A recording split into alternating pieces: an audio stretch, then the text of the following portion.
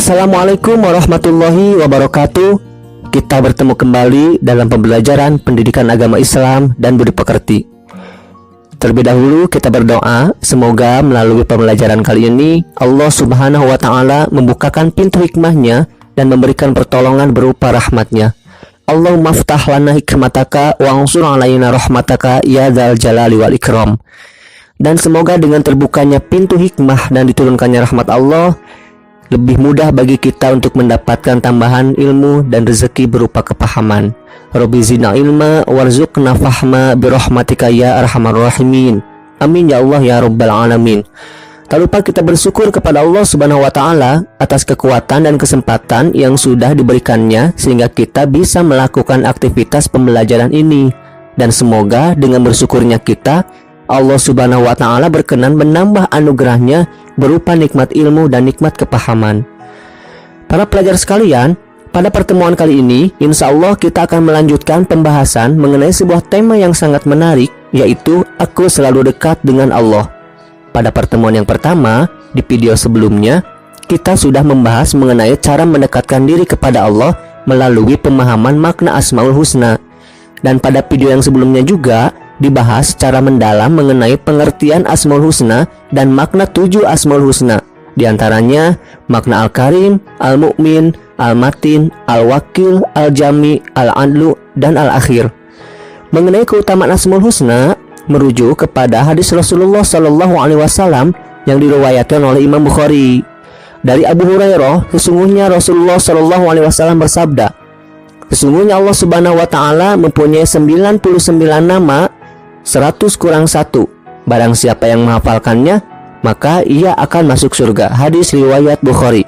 Berdasarkan hadis di atas, terdapat pernyataan bahwa menghafalkan Asmaul Husna itu bisa menjadikan kita masuk ke dalam surga. Tetapi tentu saja ada makna yang mendalam. Apakah betul-betul dengan menghafalkan saja kita bisa masuk surga? Nah, menghafalkan Asmaul Husna bisa didefinisikan yaitu dengan menjaganya atau menjaga Asmaul Husna. Dan para ulama mendefinisikan bahwa menjaga Asmaul Husna itu bisa dengan 2 cara. Yang pertama, menjaga hafalannya dengan terus-menerus menzikirkannya. Dan yang kedua, menjaga perilaku dengan menampilkan perbuatan yang sesuai dengan pemahaman makna Asmaul Husna tersebut. Para pelajar sekalian, di pertemuan yang kedua ini kita masih membahas tema aku selalu dekat dengan Allah, dan dalam pengkajiannya akan dibahas lebih mendalam mengenai 7 perilaku yang sesuai dengan 7 asma Allah yang terdapat dalam 99 Asmaul Husna, yaitu Asma Al-Karim, Al-Mukmin, Al-Wakil, Al-Matin, Al-Jami, Al-Adlu, dan Al-Akhir. Para pelajar sekalian, lalu apakah 7 perilaku yang mencerminkan Asmaul Husna ini? Nah, untuk mengetahuinya, maka simak pembahasan ini sampai tuntas agar tujuan pembelajaran kali ini bisa tercapai. Adapun tujuan pembelajarannya adalah memahami 7 perilaku yang mencerminkan pengamalan Asmaul Husna yang dapat diamalkan dalam kehidupan sehari-hari sehingga akan terdapat perubahan dalam diri berupa meningkatnya keimanan terhadap Allah Subhanahu wa Ta'ala, meningkatnya motivasi ibadah, membentuk karakter unggul dengan akhlakul karimah, termotivasi untuk bisa bermanfaat bagi orang lain, berhati-hati dalam perkataan dan perbuatan, yang puncaknya menjadikan kita insya Allah bahagia dunia dan akhirat.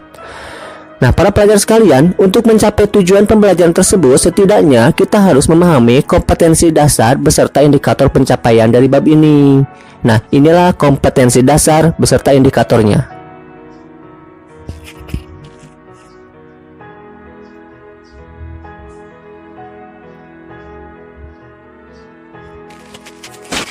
Untuk memahami kompetensi dasar beserta indikator pencapaiannya dari bab ini, maka dalam pembelajaran kali ini akan melalui beberapa tahap sebagai langkah pembelajaran. Di antaranya, menyimak dan menyimpulkan segmen membuka relung hati. Yang kedua, menyimak dan memahami materi pada wacana memperkaya khazanah keilmuan. Yang ketiga, mengikuti kuis. Oke, para pelajar sekalian, simak dengan serius sampai tuntas, bahkan siapkan juga catatannya agar kalian memahami dan bisa dengan mudah menjawab kuis-kuisnya. Nah, para pelajar sekalian, memasuki langkah pembelajaran yang pertama adalah segmen membuka relung hati. Silakan kalian menyimak cuplikan berikut ini.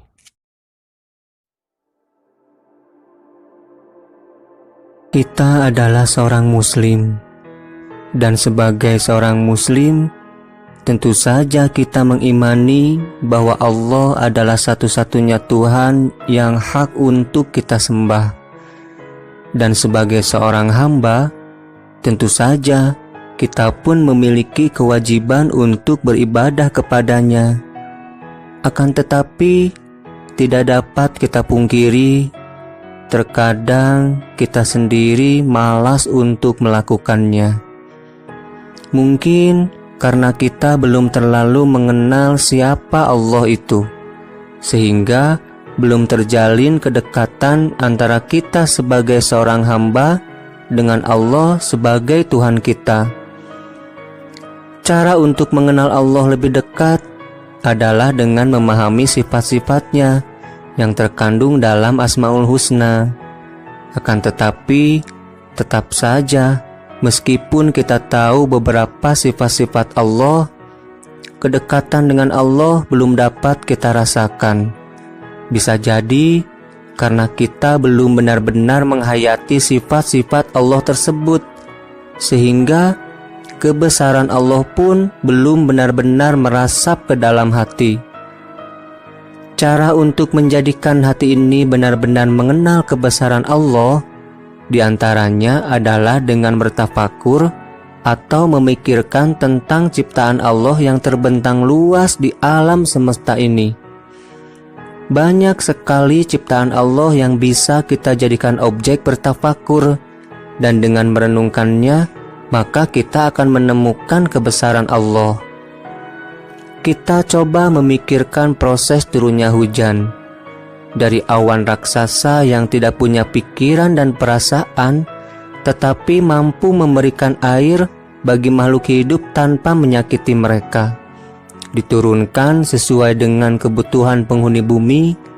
Sebagian air yang berasal dari hujan tersisa di bumi membentuk sungai dan danau, sementara sebagian yang lainnya disimpan dalam tanah.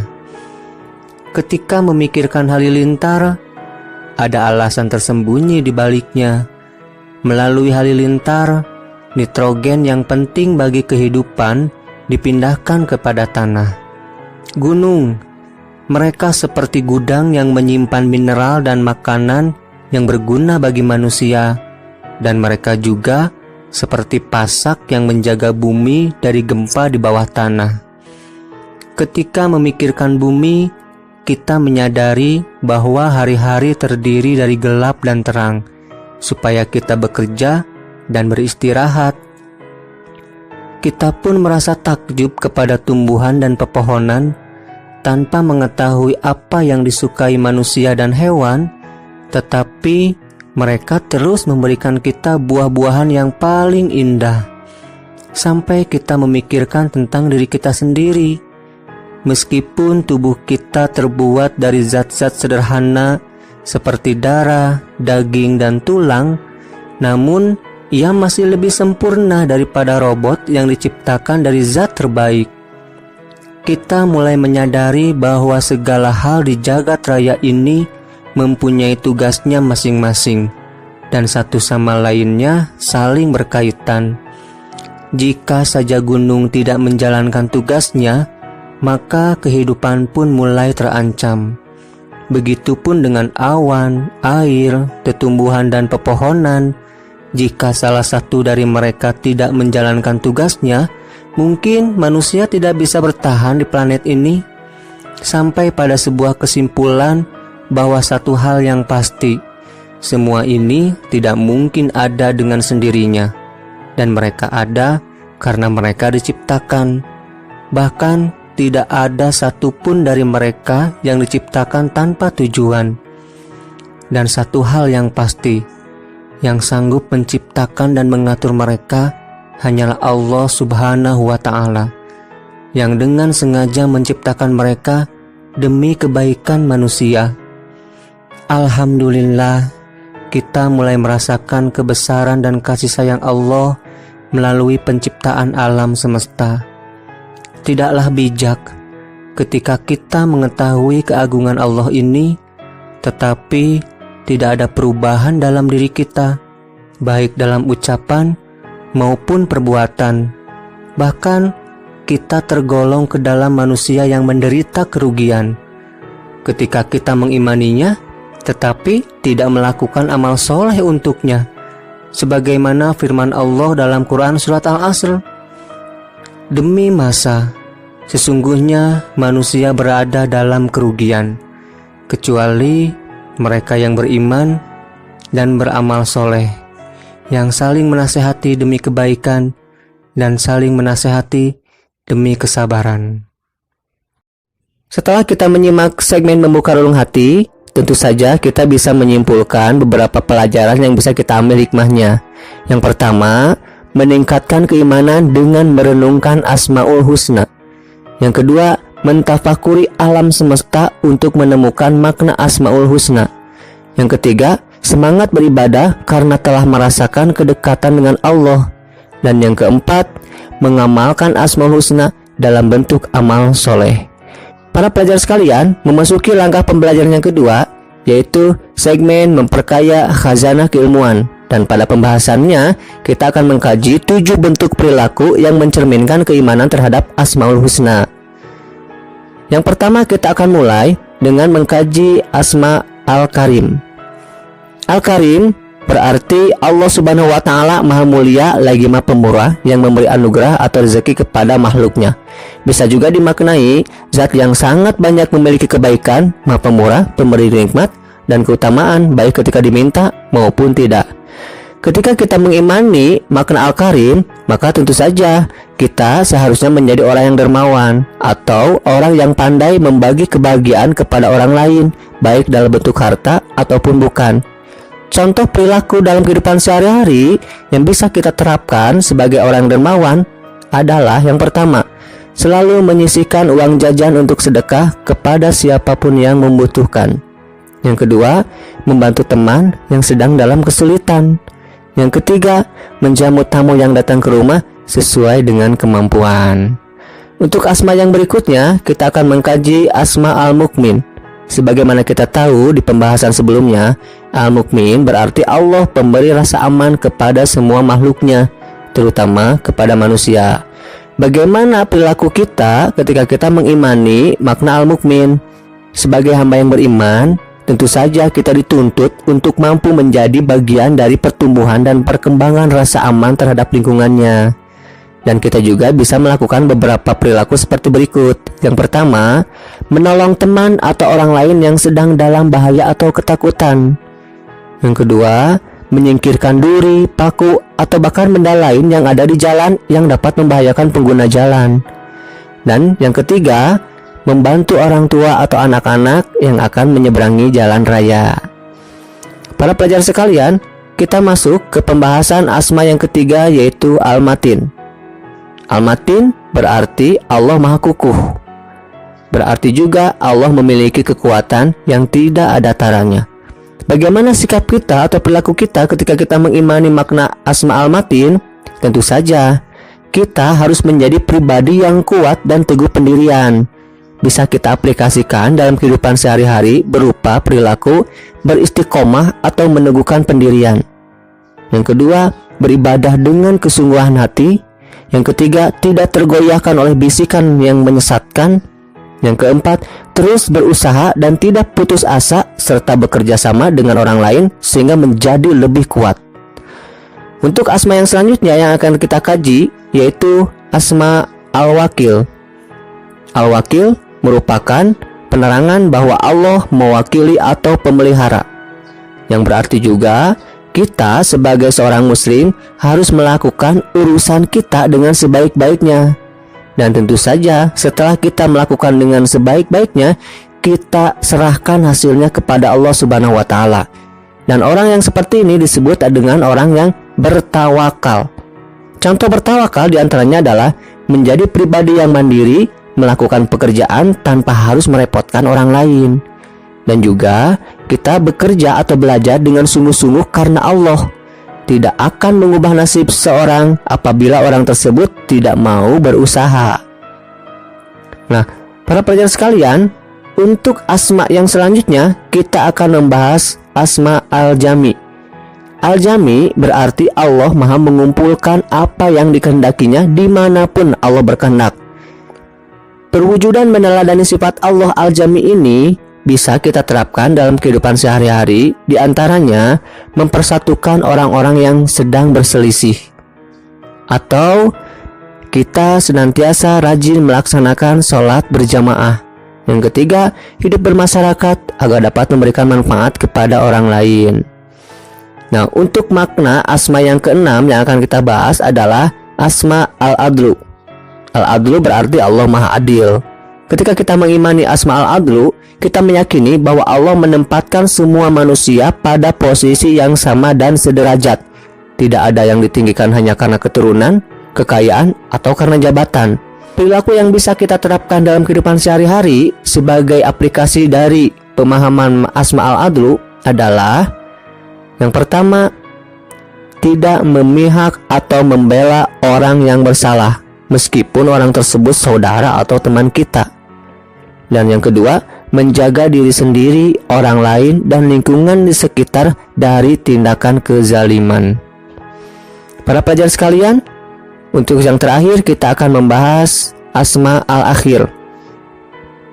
Al-akhir berarti Allah maha kekal tatkala semua makhluk hancur.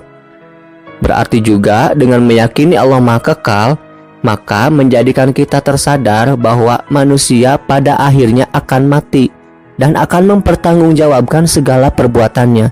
Oleh karena itu, maka kita dituntut untuk menjadi orang yang bertakwa, yaitu orang yang senantiasa melakukan perintah Allah Subhanahu wa Ta'ala, dan yang terakhir, kita senantiasa meninggalkan dan menjauhi semua larangan Allah Subhanahu wa Ta'ala.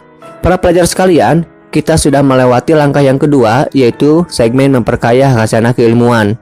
Pada kuis ini terdapat 3 pertanyaan, dan masing-masing pertanyaan durasinya 5 detik setelah soal selesai dibacakan. Dan untuk pertanyaan yang pertama, orang yang pandai membagi kebahagiaan kepada orang lain, baik dalam bentuk harta ataupun bukan, adalah orang yang dermawan. Dan ini merupakan karakter yang harus kita terapkan sebagai perwujudan dari Asmaul Husna ... A. Al-Adlu, B. Al-Karim, C. Al-Matin, D. Al-Wakil. 5 detik dari sekarang. Bagi kalian yang menjawab dengan jawaban B, maka selamat, itulah jawaban yang benar. Karena makna Al-Karim adalah Allah yang maha memberi, Allah yang maha dermawan, maka sebagai bentuk perilakunya kita adalah menjadi orang yang dermawan. Memasuki soal yang kedua. Contoh perilaku mengamalkan Asmaul Husna Al-Matin adalah ... A. Mempersatukan orang-orang yang sedang berselisih. B. Menjamu tamu yang sedang datang ke rumah sesuai dengan kemampuan. C. Tidak tergoyahkan oleh bisikan setan yang menyesatkan. D. Hidup bermasyarakat agar dapat memberikan manfaat kepada orang lain. 5 detik dari sekarang.